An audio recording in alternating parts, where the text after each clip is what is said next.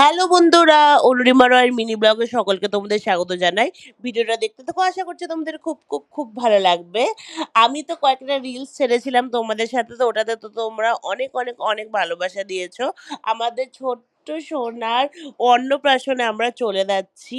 তার জন্য আমরা চলে যাচ্ছি রানীগঞ্জে। তো সেটারই আমি ট্রাভেল ব্লগ নিয়ে চলে এসেছি।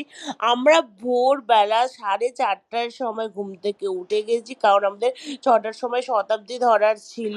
আর দেখতেই পাচ্ছ, মানে আমরা যে বেরিয়েছি চারদিকে মনে হচ্ছে মানুষই ছিল না। বাট স্টেশনে এসে অন্তত অনেক মানুষ দেখতে পাই, আর ওখানে চলে যাই আমরা। দেন আমরা, মানে কি বলবো, আমি তো এটার জন্য অনেক দিন ধরে অনেক এক্সাইটেড ছিলাম, বাট মাঝখানে প্ল্যানটা ড্রপও হওয়ার ছিল কি যাব না। বাট থ্যাংক গড আমরা যেতে পারি, আর ওখানে গিয়ে তো এত এনজয় করি কি বলবো বন্ধুরা।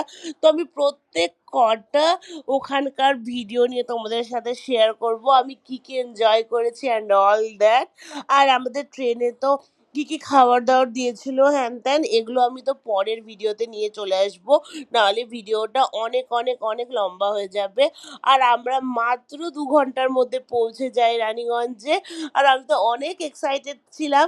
তো কামিং ডেজের ব্লগে আমি আরও কিছু নিয়ে চলে আসবো। আজকে এখানেই রাখছি, চলো টাটা।